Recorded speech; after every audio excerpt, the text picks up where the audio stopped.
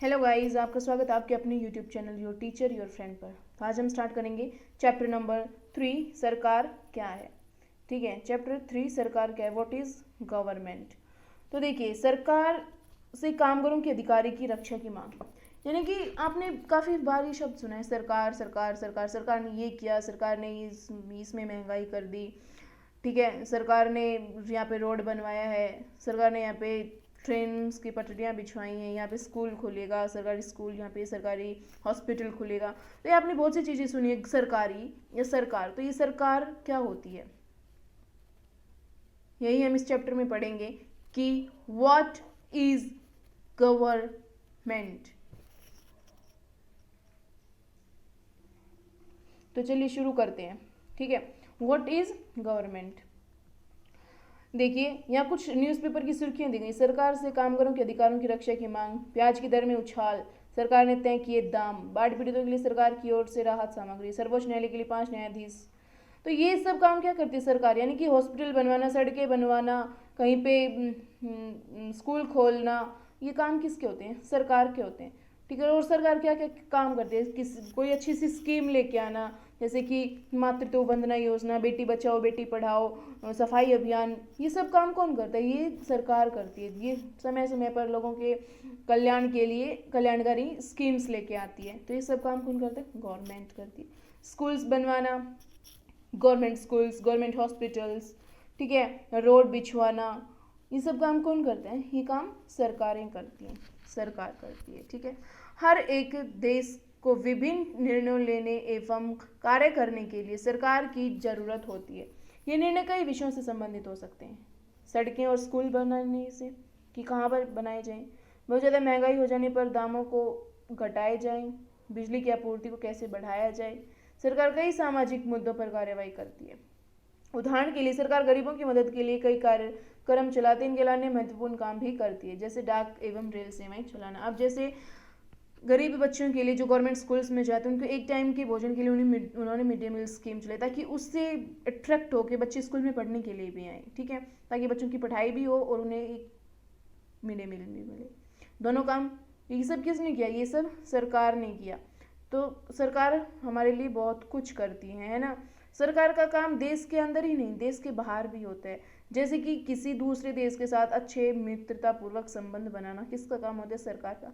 हमने देखा होगा प्रधानमंत्री श्री नरेंद्र मोदी जी विभिन्न देशों के दौरे पर जाते रहते हैं। क्यों, क्योंकि वो उन देशों के साथ भारत के अच्छे संबंध बनाना चाहते हैं, ताकि भविष्य में हम उनके काम आ सकें और वो हमारे काम आ सकें, है ना। सरकार का काम देश की सीमाओं की सुरक्षा करना, दूसरे देशों से शांतिपूर्ण संबंध बनाए रखना होता है।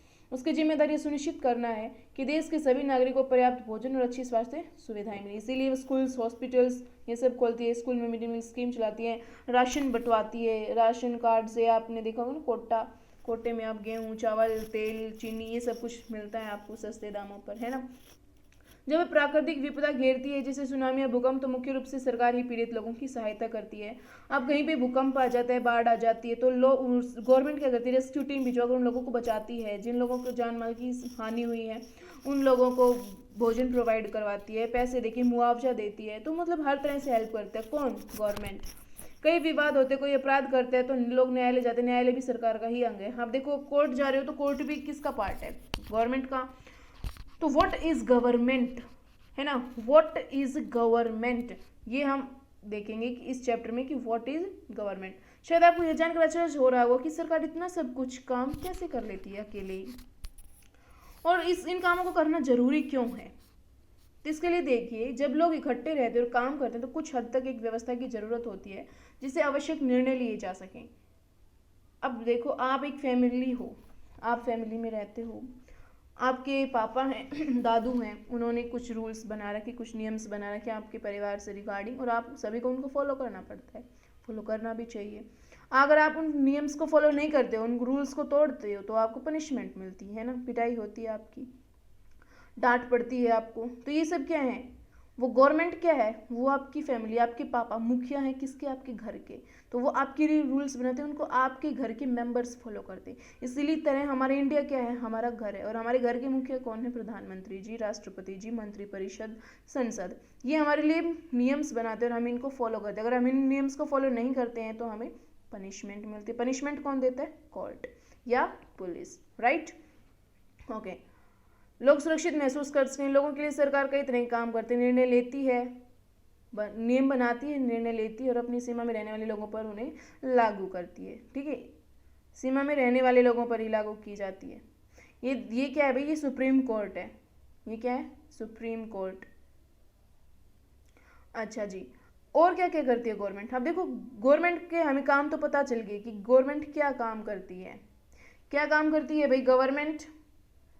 हाँ, गवर्नमेंट क्या काम करती है? देखो, रूल बनाना। रूल बनाना किसका काम है? नियम बनाना गवर्नमेंट का काम, उनको लागू करना, एग्जीक्यूट करना, कानूनों को जो भी बनाए गए हैं, ये काम किसका है? गवर्नमेंट का। और इनको ना मानने पर सजा का प्रावधान वो भी कौन करती है? गवर्नमेंट। लेकिन गवर्नमेंट का कौन सा पार्ट? कोर्ट, यानी कि न्यायपालिका। और रूल लागू कौन सा पार्ट करता है? एग्जीक्यूटिव, यानी कि कार्यपालिका। रूल बनाता कौन है? ये लेजिस्लेटिव, विधान पालिका, यानी कि विधायिका। ठीक है, रूल कौन बनाते हैं? विधायिका। लागू कौन करता है? कार्यपालिका। और सजा कौन देता है?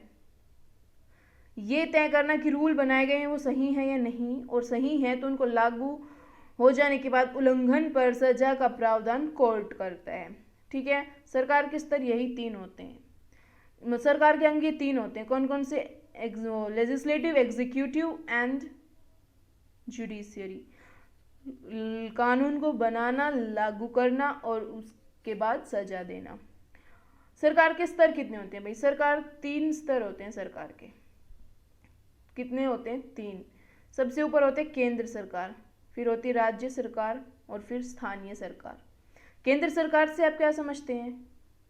केंद्र सरकार क्या होती है? केंद्र सरकार, हाँ, केंद्र सरकार होती है भारत की, जैसे पूरे देश के लिए जो सरकार होती है उसको हम केंद्र सरकार बोलते हैं। पूरे भारत, इंडिया के लिए जो गवर्नमेंट है, जैसे कि पार्लियामेंट। पार्लियामेंट में रहने वाले लोग कौन रहते हैं पार्लियामेंट में? एमएलए रहते हैं पार्लियामेंट, है ना। ये हमारे लिए रूल्स बनाते हैं। इसमें कौन आता है? इसमें प्रेसिडेंट, प्राइम मिनिस्टर और प्राइम मिनिस्टर की पूरी मंत्री परिषद, ये किस में आते हैं? ये सेंट्रल गवर्नमेंट में आते हैं। किस में आते हैं? ये सेंट्रल गवर्नमेंट में। ठीक है, और उसके बाद होते हैं स्टेट लेवल पे। स्टेट लेवल पे कौन होते हैं? गवर्नर होते हैं स्टेट लेवल पे। ठीक है, गवर्नर, उसके बाद सीएम और सीएम की मंत्री परिषद, ये स्टेट लेवल पे होती है। उसके बाद आता है लोकल लेवल, यानी कि स्थानीय स्तर। स्थानीय स्तर पहले नहीं था, पहले द्विस्तरीय सरकार थी हमारे इंडिया में, लेकिन उसके बाद 73 और 74 अमेंडमेंट्स, कॉन्स्टिट्यूशन अमेंडमेंट से हमारे पास स्थानीय स्तर भी आ गया है। ठीक है, तो ये गांव के स्तर पर, शहरों के स्तर पर क्या होता है? स्थानीय स्तर होता है ये। जैसे कि जब आपको पता है कि सरकार कितनी सारी अलग अलग चीज़ों के लिए जिम्मेदार है, तो क्या आप सोच सकती हैं कि सरकार के सारे इंतज़ाम कैसे करती है सरकार?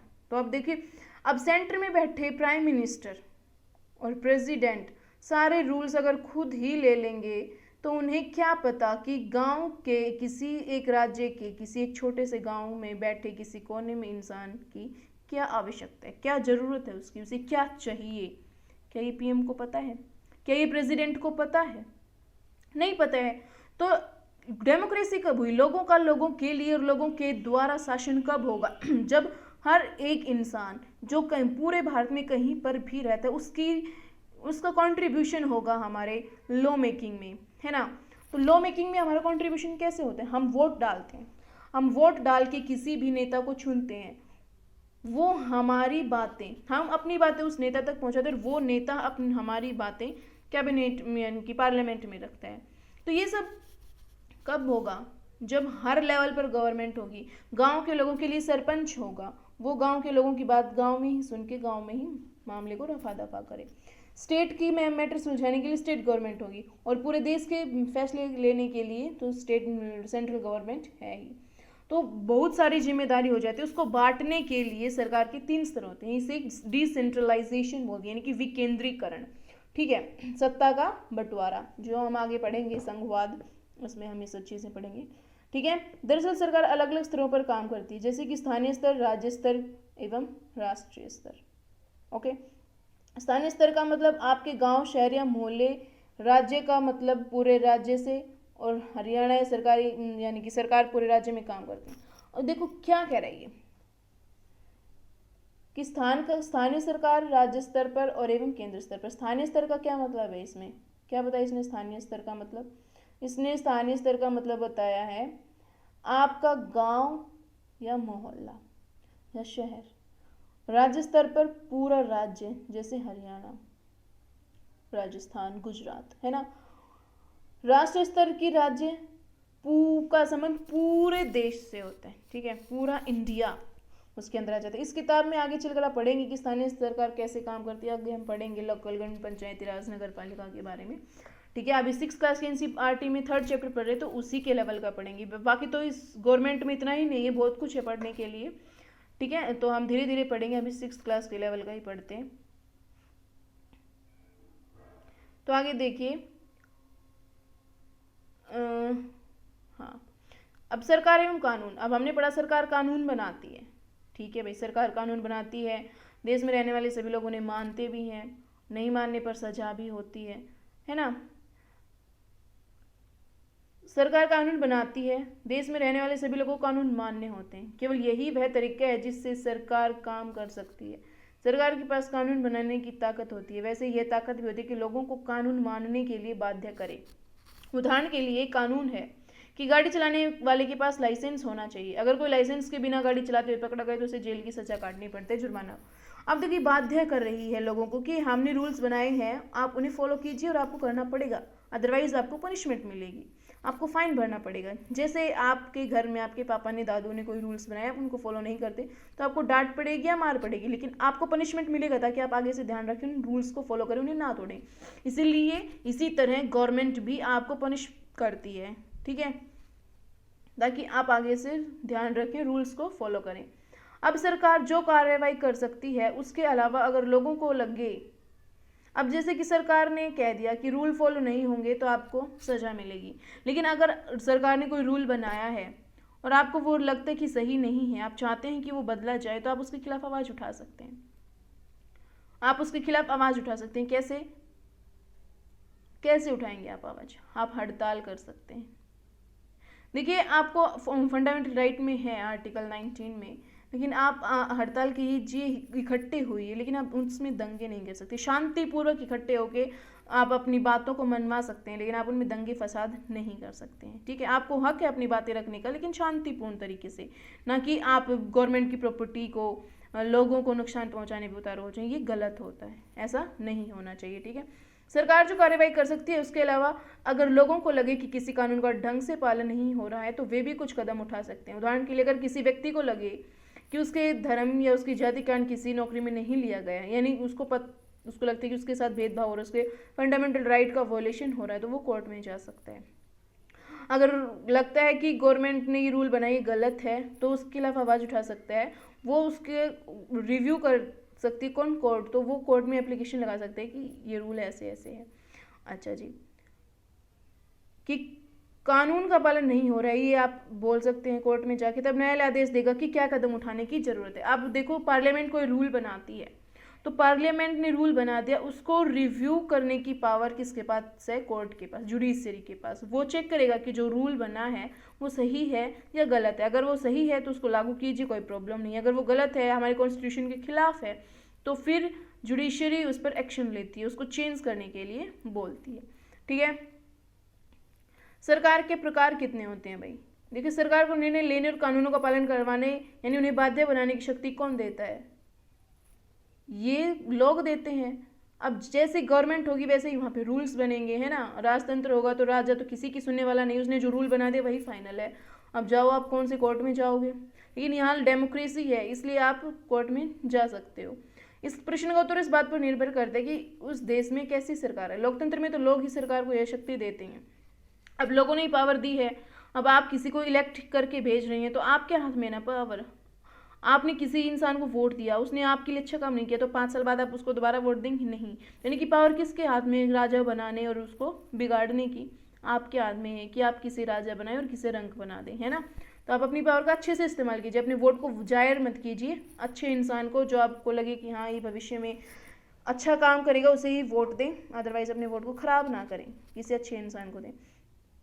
सरकार कई शक्ति देती है कि लोग ऐसे चुनाव के माध्यम से करते हैं, वोट डालकर करते हैं। वे अपनी पसंद के नेता को वोट देते हैं, एक बार चुन लिए जाने के बाद वही लोग सरकार बनाते हैं। सरकार कौन बनाता है? लोगों का समूह होता है, लोगों का समूह होता है। आप लोगों को वोट डालकर चुनते हैं, वो लोगों का समूह मिलकर सरकार बनाते हैं।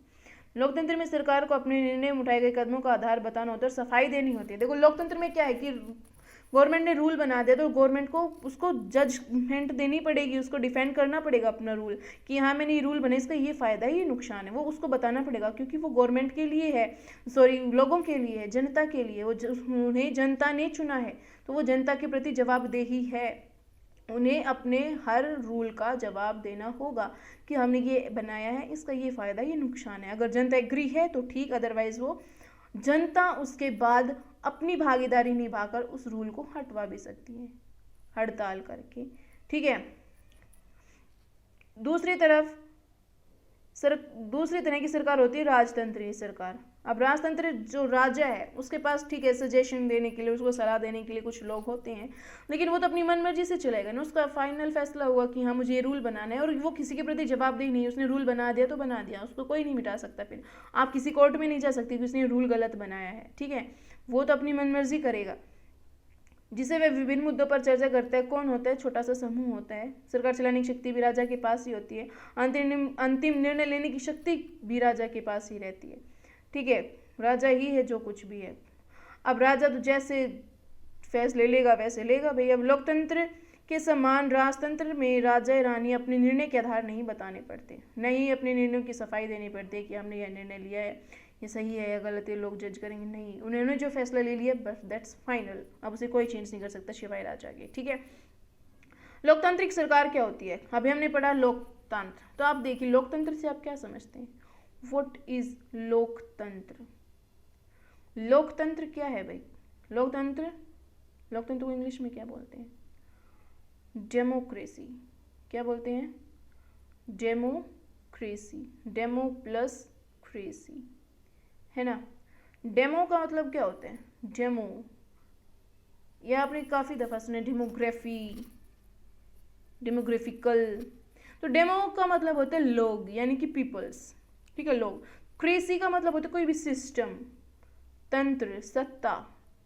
तो डेमो प्लस क्रेसी यानी कि लोकतंत्र, लोगों का तंत्र, लोगों का, लोगों के लिए, लोगों के द्वारा। ये डेफिनेशन किसने दी थी भाई? ये अब्राहम लिंकन ने दी थी। किसकी? लोकतंत्र की डेफिनेशन के लिए। लोकतंत्र क्या है? लोगों का, लोगों के लिए और लोगों के द्वारा शासन को हम लोकतंत्र बोलते हैं, है ना। क्या बोलते हैं हम उसको? लोकतंत्र। अब देखिए लोकतांत्रिक सरकार क्या है? भारत एक लोकतांत्रिक देश है, सभी को पता है कि सबसे बड़ा लोकतंत्र भारत ही है। इस लोकतांत्रिक व्यवस्था को पाने के लिए हमने बहुत ही लंबी लड़ाई लड़ी। हम औपनिवेशिक थे, हमने क्या क्या किया, उसके बाद जाके हम आज़ाद बने, कॉन्स्टिट्यूशन बनाया, फिर हम लोकतंत्र, औपनिवेशिक से लोकतंत्र सरकार बनी हमारी, ठीक है। जहाँ लोगों ने लोकतंत्र लाने के लिए संघर्ष किए हैं,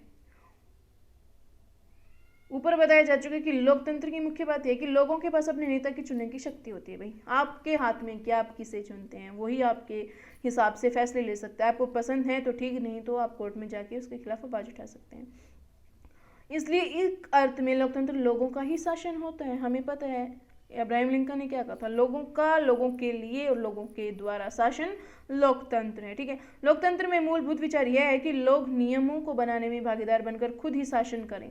कैसे? अगर नियम अच्छा लगे तो फॉलो करें, ना लगे तो उसके खिलाफ आवाज उठाएं। ये आपकी भागीदारी। आपकी भागीदारी यहीं खत्म नहीं हो जाती, वोट डाला काम खत्म, नेता इलेक्ट हो गया, अब जो करेगा वो उसकी मर्जी, नहीं। आपका रिप्रेजेंटेशन यहीं तक नहीं, आपका कंट्रीब्यूशन यहीं तक नहीं है।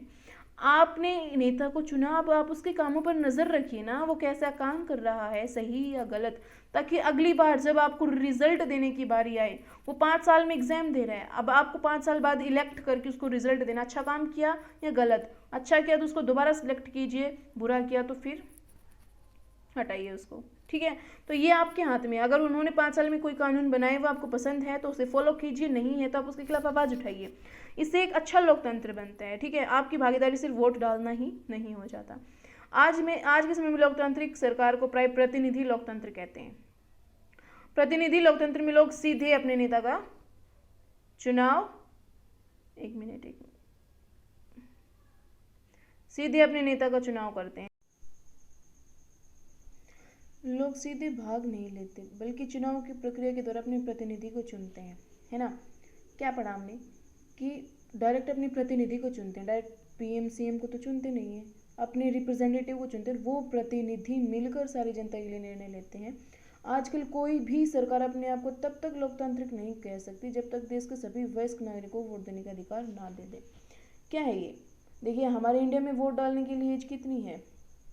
18+ है ना। 18+ है। क्या पहले से हमेशा से ऐसा था? नहीं, पहले 21 थी। उसके बाद हमारे कॉन्स्टिट्यूशन में अमेंडमेंट हुआ, 61 कॉन्स्टिट्यूशन अमेंडमेंट, उससे 18 कर दी गई है, उससे 18 कर दी है वोट डालने की एज। ठीक है, हमेशा से ऐसा नहीं था। आप विश्वास करते सकते हैं कि हमेशा से ही वोट डालने का अधिकार की कंडीशन सिर्फ 18+ नहीं है। पहले सिर्फ अमीरों को, जिनके पास पैसा वगैरह होता था, उन्हें ही वोट डालने का अधिकार था, ना कि सभी को। पास वोटिंग राइट्स नहीं थे। क्या आप विश्वास कर सकते हैं कि एक समय ऐसा था जब लोकतांत्रिक सरकार औरतों और गरीबों को चुनाव में भाग ही नहीं लेने देती थी? ऐसा इंडिया में हुआ है। लेकिन जब हमारे लोक आज़ाद भारत में सबसे पहले इलेक्शन हुए थे 1951-52 में, हमने तभी से सबको वोटिंग राइट्स दे रखे हैं। लेकिन और देशों में ऐसा नहीं था। अपने शुरुआती दौर में सरकारों को केवल उन्हीं पुरुषों को वोट देने देती थी जो पढ़े लिखे थे, जिनके पास अपनी संपत्ति होती थी। इसका मतलब था कि औरतों, गरीबों और शिक्षितों को वोट देने का अधिकार नहीं था। ऐसी स्थिति में देश उन्हीं नियमों को सारे चलता था जो गिने चुने पुरुष बनाते थे, यानी कि महिलाओं की कोई भागीदारी उसमें नहीं होती थी। लेकिन आज ऐसा नहीं होता। यानी इसमें बता रखे कि पहले लोग ना वो रूढ़ि व धारणा के आधार पर चलते थे कि महिलाएं ऐसा नहीं कर सकती, वो नहीं, वो क्या वोट डालेंगी, उन्हें देश नहीं चला सकती। लेकिन आज महिलाएं देश भी चला रही है ना। देखिए, जब आंदोलन हुए थे, स्वतंत्रता आंदोलन, तो उसमें महिलाओं ने बढ़ चढ़ कर भाग लिया। तो उन्हें पता चला कि हाँ, हम भी कुछ कर सकते हैं, इसलिए उन्होंने फिर वोटिंग राइट्स मांगना स्टार्ट की। तो एटलीस्ट उन्हें फिर लास्ट में जाके उनको वोट का राइट महिलाओं को भी देना पड़ा। भारत में आज़ादी से पहले बहुत ही कम लोगों को वोट देने का अधिकार था, लेकिन आज़ादी के बाद सभी को था। ठीक है, इसलिए जनता ने संगठित होकर इस अधिकार की मांग की। गांधी जी समेत कई नेताओं ने इस अन्यायपूर्ण व्यवहार का विरोध किया। उन्होंने भी जोर जोर से यह मांग उठाई। 1931 में यंग इंडिया पर, देखिए इस पर ना आप मार्क कर लीजिए, ये इम्पोर्टेंट हो सकता है। ठीक है, आप किसी भी आंसर लिखते वक्त इसको कोट कर सकते हैं। गांधी जी समेत कई नेताओं ने अन्यायपूर्ण इसका विरोध किया, व्यवहार का। उन्होंने जोर जोर से यह मांग उठाई कि 1931 में यंग इंडिया पत्रिका जो आई थी, उसमें लिखते हुए गांधी जी ने कहा कि मैं यह विचार सहन नहीं कर सकता कि जिस आदमी के पास संपत्ति है वह वोट दे सकता है, लेकिन वह नहीं जिसके पास चरित्र है। वो क्यों? कि उसने यह गुनाह किया कि वह गरीब परिवार में पैदा हुआ है।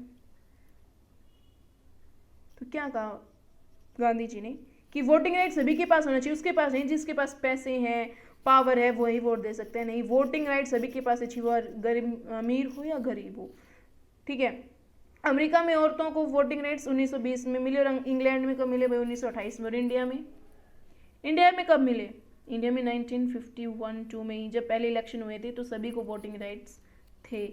महिला, पुरुष, अमीर, गरीब, ऊंच नीच, कोई भेदभाव नहीं था, सभी को वोटिंग राइट्स दिए गए थे। वोटिंग राइट एक हमारा कॉन्स्टिट्यूशनल राइट है। ठीक है, संवैधानिक अधिकार है हमारा।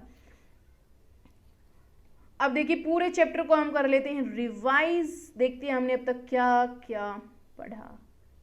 और फिर देखिए, सरकार का कुछ निश्चित व्यक्तियों का समूह होता है जो राष्ट्र और राज्य में निश्चित काल के लिए तथा निश्चित पद्धति द्वारा शासन करते हैं। सरकार का अर्थ क्या है? कुछ निश्चित व्यक्तियों का समूह। कौन निश्चित व्यक्ति? जिन्हें हम चुनकर भेजते हैं वो निश्चित व्यक्ति। जैसे हमने वोट डाले किसके? MLA के, है ना? हमने MLA के वोट डाले तो उन सभी MLAs ने मिलके किसको चुना? प्रधानमंत्री को चुना। ऐसे ही हम वोट डालते हैं तो फिर प्राइम मिनिस्टर, जैसे कि हमने विभिन्न वोट डाले तो हर स्टेट से जो जितने MLA जीतते हैं वो फिर उसी बेसिस पे फिर क्या बनती है? गवर्नमेंट बनती है। जिन कुछ लोग हमने डायरेक्ट इलेक्ट नहीं किए ना, लोग हमने धीरे धीरे करके प्रोसेस से वोट डाले हैं, स्टेट लेवल पे, सेंट्रल लेवल पे, और कितने साल के लिए होते हैं वो? 5 साल, यानी कि निश्चित काल है, निश्चित काल है, निश्चित व्यक्ति हैं जिनको चुना गया है वही है, उसके बाहर भीतर नहीं है कोई कि मन मर्जी से कोई भी आ रहा है सरकार में घुसा जा रहा है, नहीं, वही आएगा जिसे हमने चुना है, इनडायरेक्टली चुना है, ठीक है। निश्चित पद्धति द्वारा शासन करते हैं। निश्चित पद्धति मतलब कॉन्स्टिट्यूशन के अकॉर्डिंग, जैसा कॉन्स्टिट्यूशन में है वैसे, इसीलिए तो लिमिटेड गवर्नमेंट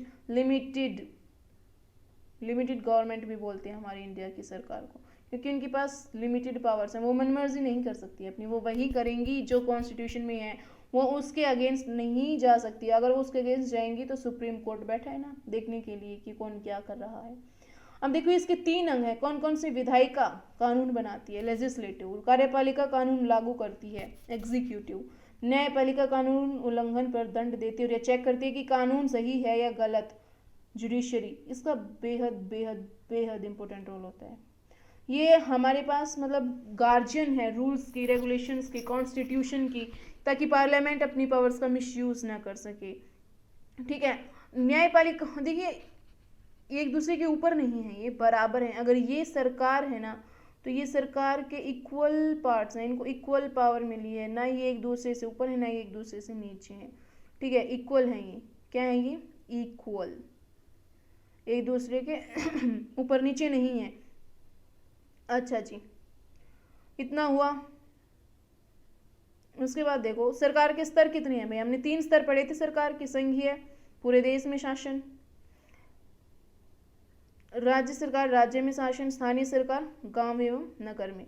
अब गांव एवं नगर में जो स्थानीय सरकार होती है ये भी 3 प्रकार की होती है, गांव में भी और शहर में भी। गांव में 3 प्रकार कौन से होते हैं? गांव में होता है एक तो ब्लॉक स्तर पर, एक होता है डिस्ट्रिक्ट लेवल, एक होता है ब्लॉक लेवल और एक होता है लोकल लेवल, यानी कि गांव के स्तर पर। कैसे कैसे होते हैं? गांव, कोई एक पर्टिकुलर गांव, कुछ गांवों का समूह ब्लॉक, कुछ ब्लॉकों का समूह डिस्ट्रिक्ट, और कुछ डिस्ट्रिक्ट्स का समूह स्टेट, और कुछ स्टेट्स का समूह कंट्री। समझिए पूरा प्रोसेस। क्लियर हुआ? क्लियर हुआ? कैसे बनना, कैसे रूल करती है गवर्नमेंट? देखो हर लोगों के पास रूल रेगुलेशंस, उनके फायदे के लिए, उनकी बातें सुनने के लिए लोग हैं। सबसे पहले आता है कोई गांव, गांव के लिए सरपंच, गांव के लेवल, ग्राम स्तर पर।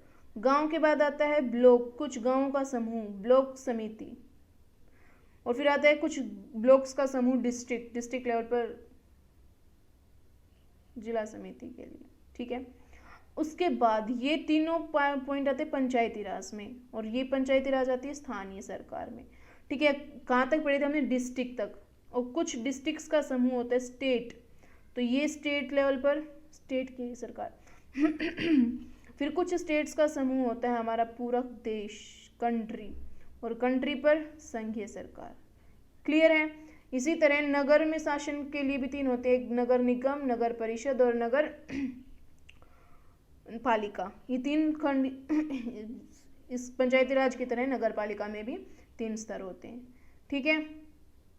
इसके भी 3 स्तर होते हैं, और पंचायती राज के भी, गांव के स्तर पर, ब्लॉक के स्तर पर और जिला के स्तर पर। अब सरकार के क्या कार्य हैं भाई, क्या क्या काम है सरकार के? कानून बनाना और निर्णय लेना। भाई कानून बनाया है या हमने निर्णय लिया है कि यहाँ पे सड़क बनेगी, यहाँ पे स्कूल बनेगा, यहाँ पे हॉस्पिटल बनेगा, कोई भी कानून बनाए कि लाइसेंस होना चाहिए, है ना, ये चीज़ को फॉलो करना पड़ेगा। तो शासन व्यवस्था को लागू करना, अब ये रूल बना दिए, इनको लागू करेगी कौन? गवर्नमेंट। कैसे? एग्जीक्यूटिव पावर जो है वो। सामाजिक मुद्दों पर कार्यवाही करना, राष्ट्रीय हित को सुनिश्चित करना, जन कल्याण कार्य इत्यादि, यानी कि ये सारे काम कौन करता है?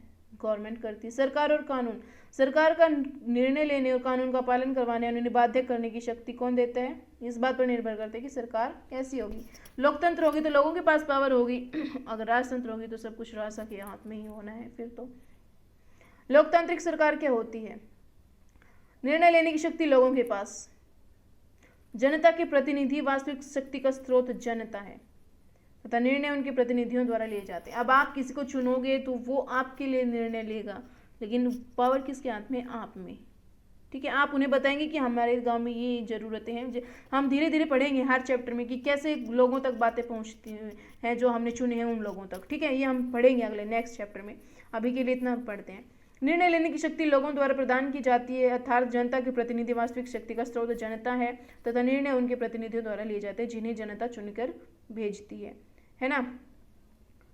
उसके बाद है, दो प्रकार की होती है लोकतंत्र, प्रत्यक्ष और अप्रत्यक्ष। प्रत्यक्ष लोकतंत्र और अप्रत्यक्ष। हमारे इंडिया में कैसा है? अप्रत्यक्ष लोकतंत्र है। हम किसी को भी डायरेक्ट नहीं चुनते हैं। क्या हम प्रेसिडेंट को चुनते हैं? क्या हम प्राइम मिनिस्टर को चुनते हैं? नहीं, प्राइम मिनिस्टर को नहीं चुनते हैं, हम नहीं चुनते ना। राज्यसभा में जो लोग होते हैं क्या हम उन तक हमारी पहुंच है? क्या हम उन्हें चुनते हैं? नहीं, तो इनडायरेक्ट है ये। ठीक है, हम सिर्फ सरपंच को चुन सकते हैं, ब्लॉक समिति पे जो है उनको चुन सकते हैं, लेकिन हम सभी को नहीं चुन सकते। राजतंत्र, जनता की भूमिका शून्य होती है राजतंत्र में। राजतंत्र में जनता का रोल कुछ नहीं होता, सब कुछ राजा के हाथ में होता है। भारतीय लोकतंत्र, भारत में कैसा लोकतंत्र? भारत एक लोकतांत्रिक देश है, सभी को पता है।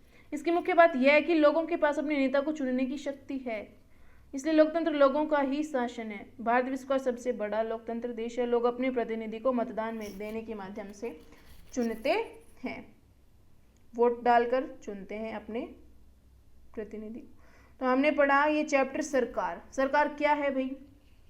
कानून बनाने के लिए, कोई भी निर्णय लेने के लिए कि कहाँ क्या होना है, ये सब काम कौन करती है? सरकार। और सरकार को चुनते कौन है? हम। एक निश्चित टाइम पीरियड के लिए, 5 साल के लिए, और एक निश्चित कानून के द्वारा वो अपने काम करते हैं। वो कानून कहाँ है? कॉन्स्टिट्यूशन में है। ठीक है, कितने प्रकार की होती है सरकार? वो सरकार जो है वो 3 प्रकार की होती है, यानी कि 3 प्रकार होते हैं सरकार के, विधायिका, कार्यपालिका और न्यायपालिका। स्तर कितने होते हैं? वो भी 3 होते हैं, राज्य स्तर पर, केंद्र स्तर पर और स्थानीय स्तर पर। ठीक है, फैसले लेने की शक्ति जनता के हाथ में होती है। जनता ही तय करती है कि कौन नेता बनेगा और क्या फैसले लेने चाहिए, सही है या गलत, उसके सही बताना, गलत बताना, उसके खिलाफ कोर्ट में जाना, ये सब काम जनता, यानी कि पावर सबसे ज़्यादा किसके हाथ में होती है? गवर्नमेंट, पीपल्स के हाथ में। तभी तो इसको क्या बोलते हैं? लोकतंत्र, डेमोक्रेसी। क्लियर हुआ? तो आई होप ये चैप्टर आपको समझ आएगा। कोई प्रॉब्लम वैसे होनी नहीं चाहिए, अगर है तो डाउट में बताएं। कोई भी अगर आपका डाउट रह गया तो कमेंट सेशन में ज़रूर बताइएगा। और बढ़ते रहिए, मस्त रहिए, प्रैक्टिस करते रहिए। मिलते हैं नेक्स्ट चैप्टर में। और चैनल को सब्सक्राइब करें, वीडियो को लाइक करें, शेयर करें, कमेंट करें। अगर अच्छी ना लगी हो, समझ ना आई हो तो आप डिसलाइक भी कर सकते हैं। भैया आपका फंडामेंटल राइट है, राइट टू फ्रीडम में आपके पास, आपकी मर्जी हो वो करें, लेकिन फीडबैक ज़रूर दें। ठीक है, इतनी आपसे मेरी रिक्वेस्ट है। और ज़्यादा से ज़्यादा शेयर भी करें अगर मन चाहे तो। अच्छा जी, और फिर मिलते हैं नेक्स्ट चैप्टर में, नेक्स्ट वीडियो में। तब तक के लिए बाय बाय, टेक केयर।